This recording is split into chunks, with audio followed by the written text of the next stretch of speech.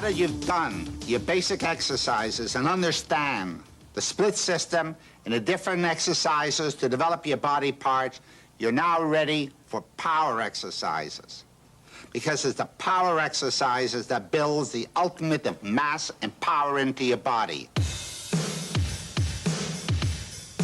Without a doubt, bodybuilders produce some of the most striking physiques on the planet. They create a shape and proportion that is, at least by the aesthetics of physique competition, the most beautiful in human history. When they are in contest shape, nobody else on earth displays such definition, muscle separation, or vascularity. A top-level bodybuilder in contest condition looks like nothing less than a living anatomy chart.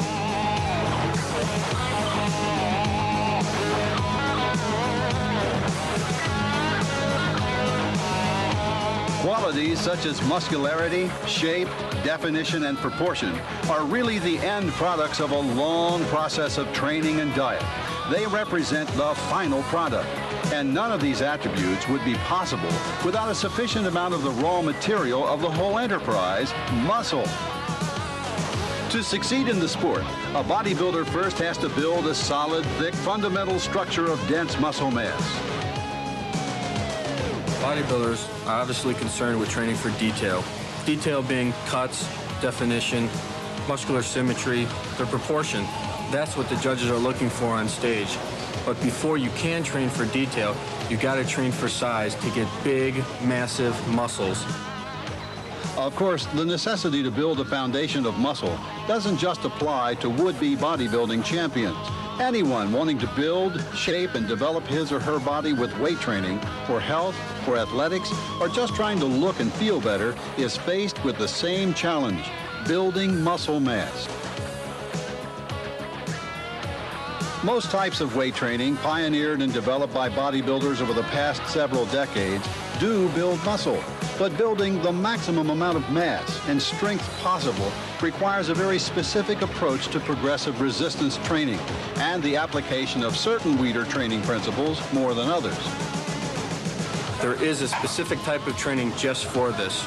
While there are Weider principles for quality and definition work, there are also Weider principles for getting big, massive muscles. In this tape, we will describe the most effective and efficient ways of training for mass and strength, and examine which Weider principles are most helpful in achieving these goals.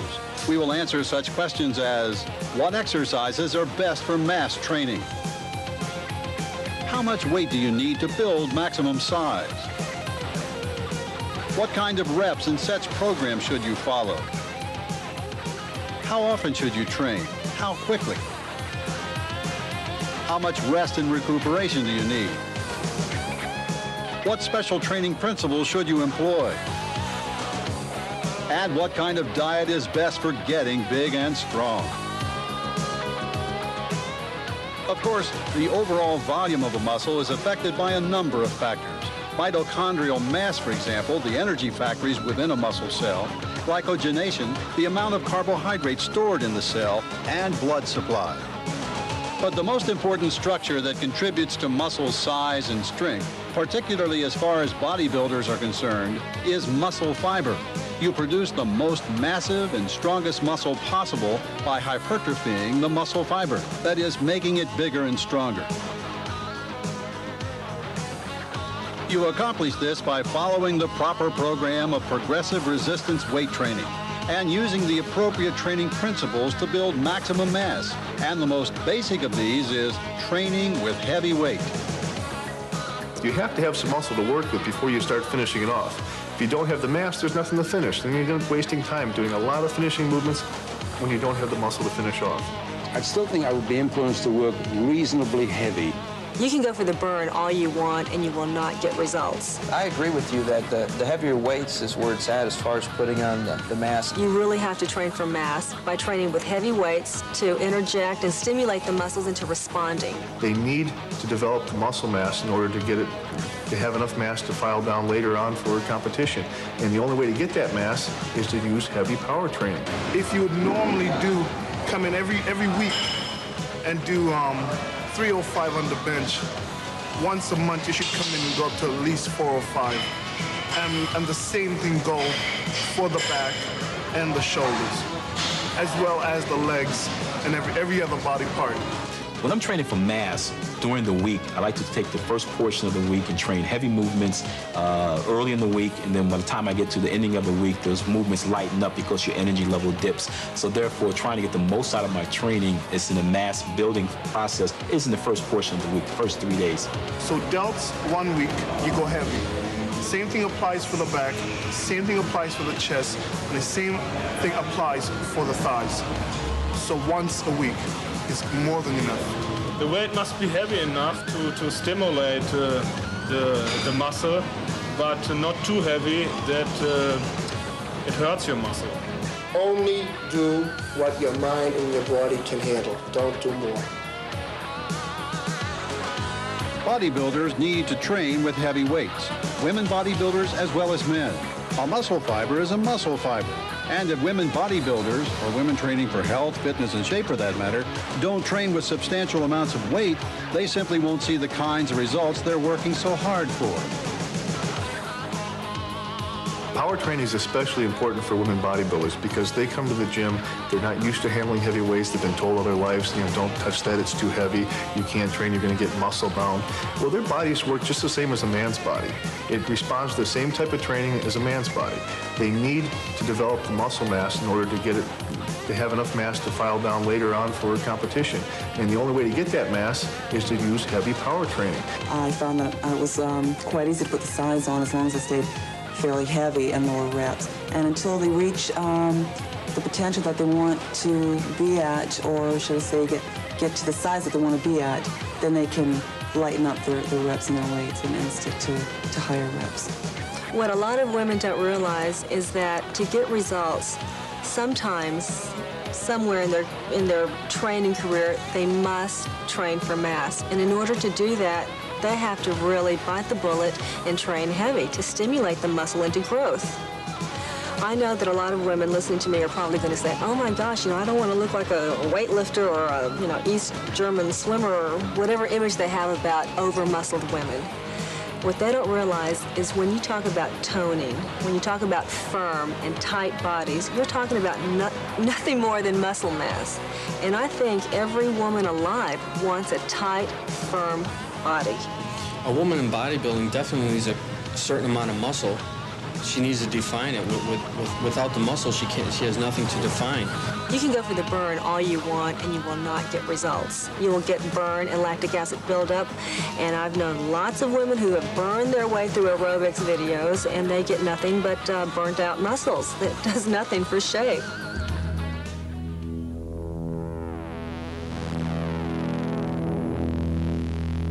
The athletes who lift the heaviest weight are weightlifters. That's the point of their sport. Bodybuilders are not weightlifters, but when it comes to building mass and strength, these two types of athletes have a lot in common. I'm a competitive powerlifter. I'm only concerned with how much weight I can lift. I don't have to worry on how I'm going to look on stage. But the Weider principles that I use in my power training can also be used by bodybuilders who are trying to get as big and massive as possible. How heavy do you need to train?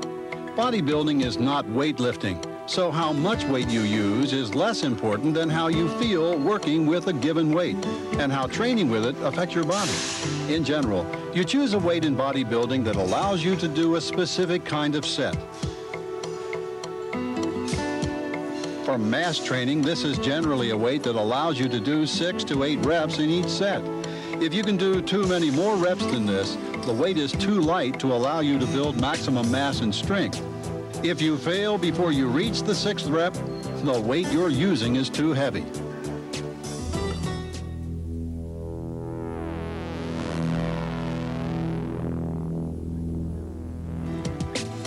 Training heavy is important for building mass, but what kind of training equipment you use is also extremely important. For the most part, bodybuilders intent on building maximum mass and strength should rely as much as possible on free weights, barbells, and dumbbells. The human body has evolved over millions of years to deal with the force of gravity, to lift, carry, and move things that have weight. When you lift a barbell or dumbbell, your body has to stabilize the weight against gravity. Secondary muscles, ligaments, and joints all come into play.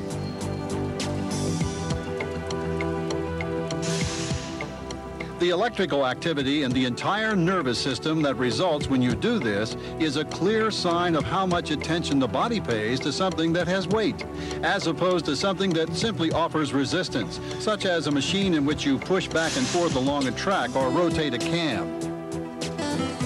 Free weight, it is the best form of training because you can utilize machines. And I believe machines like 20% of bodybuilding, 15%. The advantage about free weight, you have a greater freedom, range of motion. You control the weight. It works out the muscles. You're not going one direction. You have other muscles coming to play. And the fact that enables you to stretch more, work out more, and keep the tension. When you use the machines, you go one direction, and the machine actually helps do the exercise for you, with you. With free weight, it's 100% of yourself. I was brought up in the old school of bodybuilding where the free weights are the way you gain size. I myself enjoy being big. I like being muscular, and I don't think I could ever achieve it through using machines. You know, you've seen Arnold back in the days when he started, all free weights, and those guys they were big, muscular men. I think that if you want to build mass, you use the barbells. I'm the old timer believing in barbells and dumbbell presses to build the mass. I don't think you can build muscle size through machines. This is only my opinion. Other people disagree. I would use, say, the machine presses if I want to do something like a superset, even get a little bit more creative, doing a superset of, say, side laterals, cables supersetted with, say, a machine press. And I can get more isolation in that delt, but it's more of like a shaping exercise and more of a finishing exercise that what I do right before, getting ready for a contest. But I do think that you can get a much nicer, toner-looking physique through machines.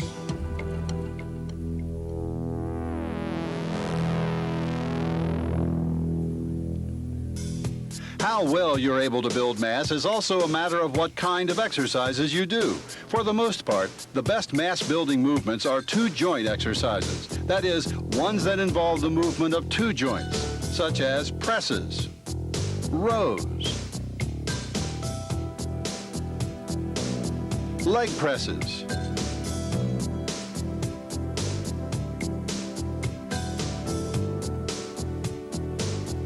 and squats, as opposed to isolation exercises such as curls,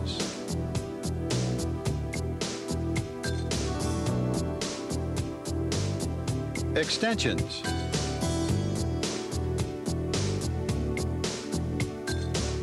or laterals in which movement takes place only at one joint. Two-joint exercises involve more different muscles, which is ideal for mass training. They also give you a mechanical leverage advantage, which means you can handle more weight and give your muscles that much harder a workout. Daily training for mass will only center around the movements that I use, which will be basically power movements. Any two-handed or two-footed movements designed to give me the most power in any type of exercise that I choose. You want to use exercises that's going to be most effective for you. You want to use basic movements such as power clean movements. You want to use all your push-pull basic movements, presses, overhead, squatting to build overall body mass. And for the back, it would be T-bar run. For your back, bend over T-bar, lat thickness building movements. Or leg pressing, for example, is my favorite for the leg building.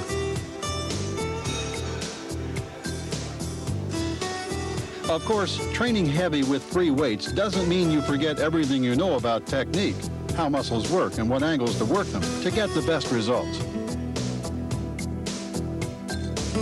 You're working a rear or behind the neck press will bring your arms more back so that you can hit slightly on the side delt as also the front delt, but it is a mass exercise. When you're doing front presses or military presses, you're working more on just your front head of your delts when you're working out. Then when you get to use dumbbells, you get more freedom of motion to work, each arm individually, plus you can rotate the arms in different ways. We can get a different feel on the deltoid, working the side and also the front.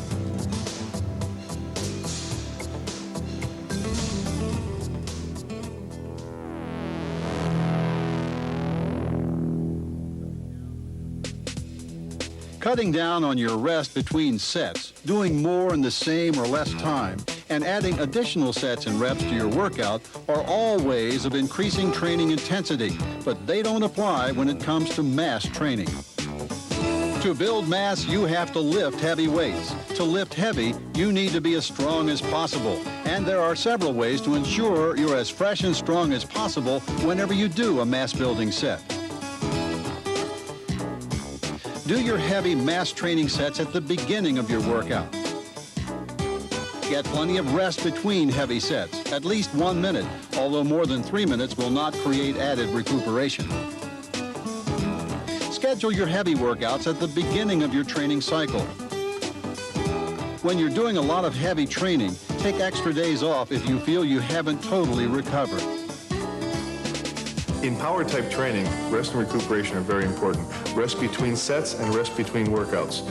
Without enough rest between sets, you're going to risk getting sloppy with your movements. You're going to be a little bit weak on your next set, and you risk injury that way. Without enough rest between workouts, you're basically not going to have enough time to recover. The more intense you train in this power type training, the more recuperation. You have two variables. You have training and you have recuperation or rest. If you increase one, you have to increase the other. One doesn't go without the other. Keep in mind, you stimulate growth when you train, but actual growth takes place during the period of recuperation following training. If your sets are intense enough, extending your rest time between workouts can often increase growth. So don't be in too much of a hurry to get back onto the bench or back into the gym when you're training for size and strength. But remember, more than 3 minutes rest is a waste of time, since by then you'll get all the recovery possible during that workout. You also need to extend your rest time between heavy workouts, either by adding extra rest days or by cycling training.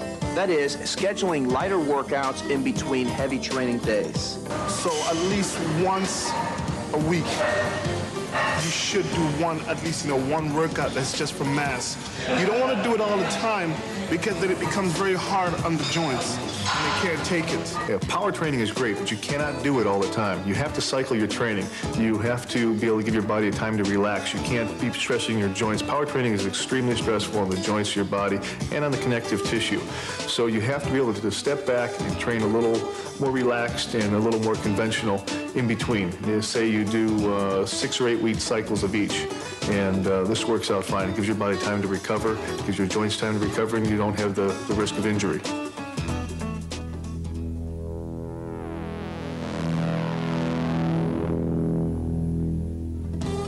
Bodybuilding training is done using a full range of motion, going from full extension of the muscles to full contraction. However, when you work a muscle through a full range of motion, you don't work more muscle fibers, you simply work the same muscle fibers more often. This involves endurance, and endurance has nothing to do with mass and power training. Besides, you put yourself in a position of leverage disadvantage at the extreme range of motion in many exercises, which means you can handle less weight. Also, stretching too far when working with heavy weights can increase the risk of injury. So for best results when you're training for mass and strength, train through an adequate range of motion. But don't worry about stretching too far at the bottom or locking out too much at the top.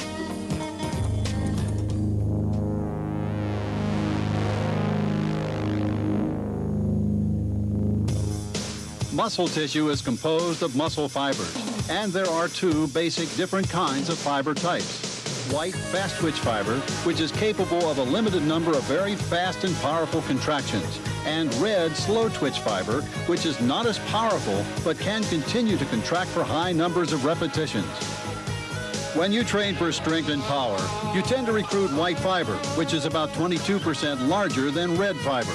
Endurance workouts, on the other hand, any kind of exercise which involves sustained activity over a long period of time, relies more heavily on the action of red fiber. Therefore, the most effective kinds of mass training are usually those which are designed to develop the maximum amount of white fiber. There are 2 basic types of muscle fibers we see: the white fast twitch fibers, which are for ballistic quick motions, and then we have the red slow twitch, which has a lot of hemoglobin in it and is more for endurance competition. Sometimes you have a combination or a mixing of both of these, and different muscle groups have different degrees or different ratios of red as well as white fibers. And it depends on the type of body prototype the individual was born with, as well as the type of training that they are performing on a regular basis. You mentioned something about white fibers. Is there a difference between white and red muscle fibers? Yes, there is a big difference. White muscle fiber is generally considered for speed. That's what will give you your mass. Red muscle fiber is usually for endurance type exercises, like if you do a real long set or for a marathon runner. Now, white muscle fiber is about 20% larger than red muscle fiber. So if you can recruit more white muscle fiber in your workout, you will definitely get more mass in it. When you train white fiber properly, you generally are involving red fiber as well. However, the opposite is not true. No, the opposite is definitely not true. Long, slow sets or time-intensive training where you don't give your muscles much time to recover are great for training red fiber, but only movements that are explosive, where speed is a factor and where the anaerobic fiber is given time to rest and recuperate, are guaranteed to get the maximum response from white fast-twitch fiber. There is a kind of weight training that is designed to do all of the above. It's based on the Weider speed principle, and it's called compensatory acceleration.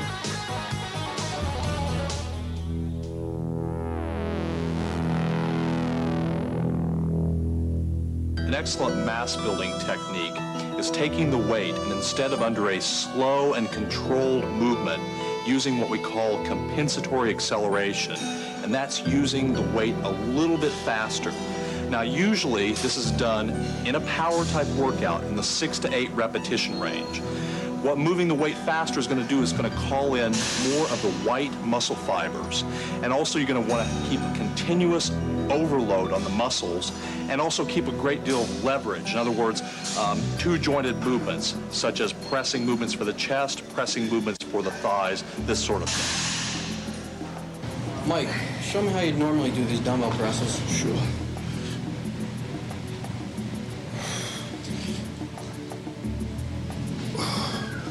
I try to keep my form nice and strict, never letting the weight get out of control. Do as many reps as I can without losing that control of the weight. Strict form is very important, but there's also a way to turn this into a super mass building exercise by using the Weider principle of acceleration. Why don't we go ahead and try it? Let's do it.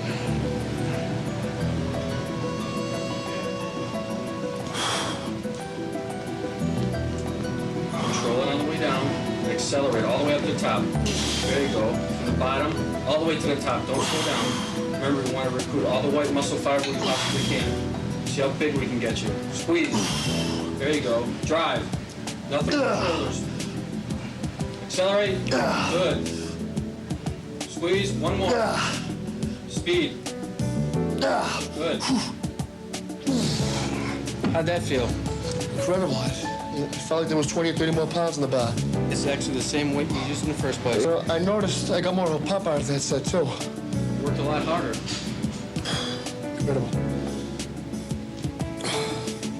The explosive type training I'm talking about as far as for putting on size is different than powerlifting in that you're doing controlled sets. You're not just going for a max amount of weight for a single repetition or even doing, sets of 4 just to build strength. You're building muscle too, so you're doing controlled movements but in an explosive fashion.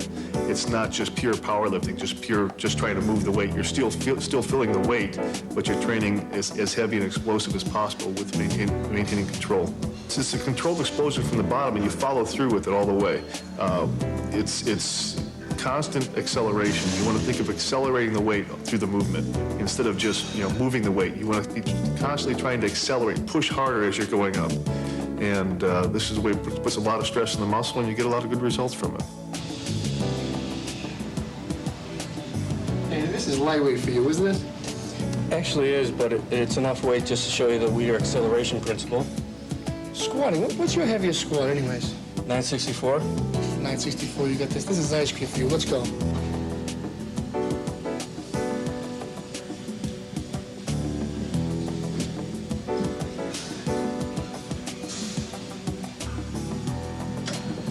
Watch how I accelerate from the bottom.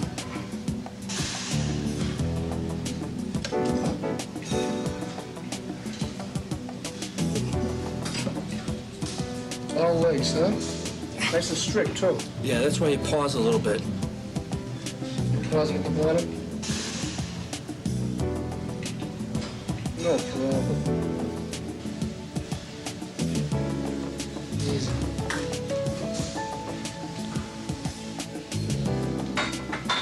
You're in.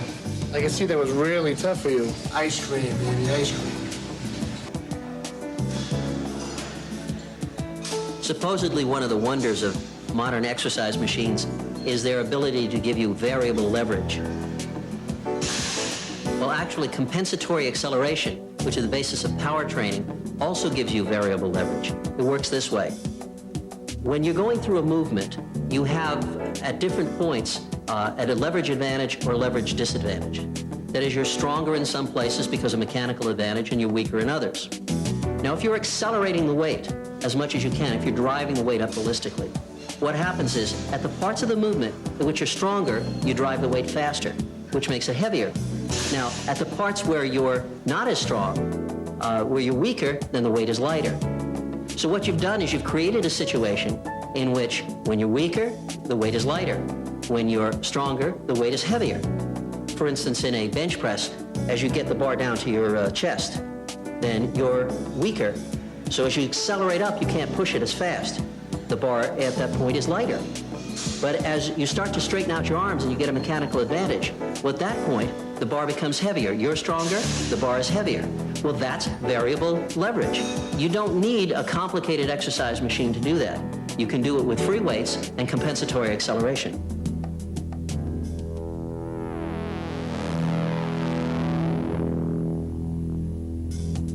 Training to failure is another familiar training principle to most bodybuilders. It means continuing with any given set until you can't squeeze out any more reps with the weight you're using without stopping to rest. But this doesn't work with acceleration training. Acceleration training is designed to generate power. And what does this exactly mean? Power is different from strength. Strength is your ability to lift a weight a given distance. But in power, time comes into play. Power is a measure of the weight times the distance, divided by the time. That is, the faster you lift it, the more power you generate. We racked it because you weren't accelerating more, which means you weren't generating enough power. When you can't generate enough power, it's not good for mass training. I understand that. I felt that when I was coming towards the end, the 8th rep. So for acceleration training, you don't train to failure, you train to the failure of power. That is, you keep going until you can't accelerate the weight anymore. When power fails, stop. Take a rest for a minute or more. Then come back for another acceleration set. Again, what we're doing is working that white muscle fiber. In order to do that, we have to accelerate from the bottom of the movement all the way up to the top. Controlling on the way down, exploding on the way up, squeezing those lats.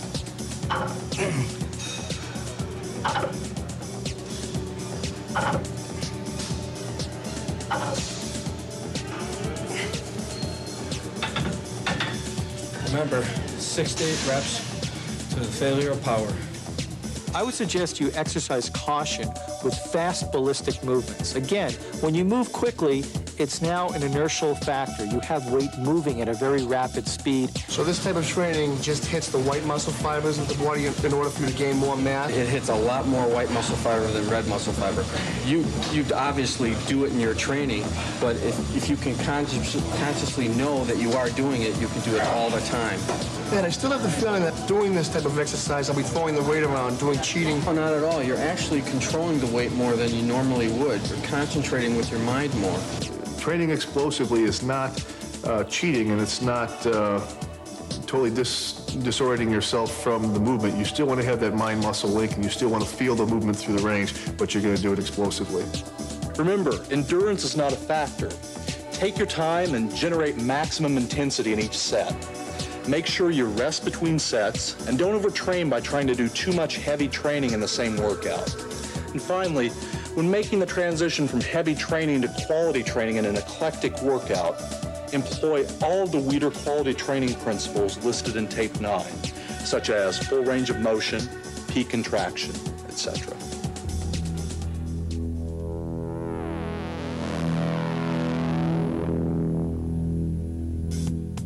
Since training heavy helps build muscle, all things considered, the heavier you're able to train and still manage to do 6 or 8 reps, the more muscle mass you can build. One intensity training principle that helps you to do this is forced reps, a technique in which your training partner helps you to lift a weight just a little too heavy for you, or to force out more reps in a set than you could do on your own. Say your bench press is 250 pounds. If you want to increase your bench press, based on how you reduce, say you do 8 reps for 250. We would strip the weight. After you do one set, do 225 and 200. The next time you handle 260 or 270 because the fourth rep you have someone there to spot you. You force yourself to increase the rep. Like say you do 8 reps, you can't do 2 more. You have a training partner to help you for a fourth rep. The next time you can handle the same weight and do 10 repetitions. Then the next workout you handle more weight. So with the fourth rep technique enables you to be stronger and stronger.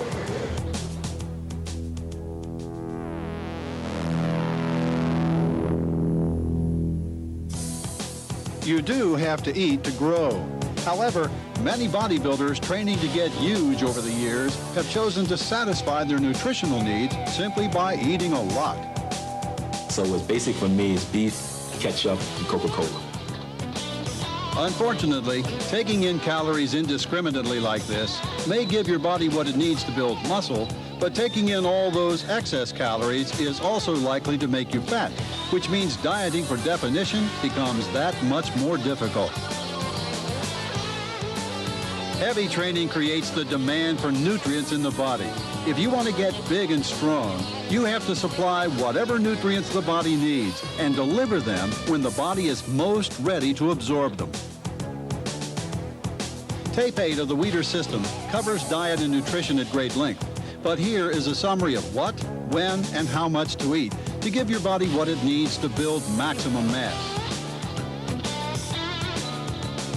Eat at least 1 gram of protein per pound of body weight on days when you're doing intense training.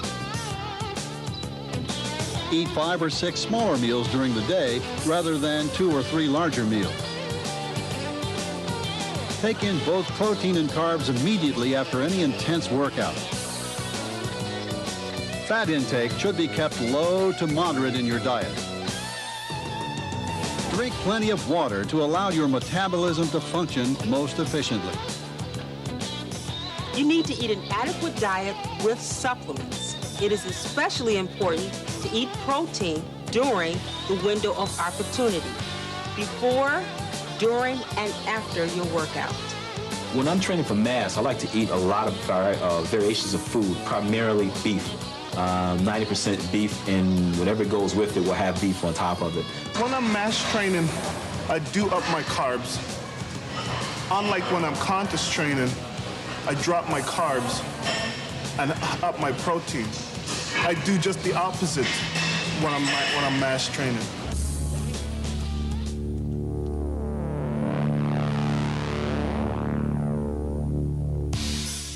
Train with heavy weights. Your muscles will not grow unless you overload them with progressively heavy poundage.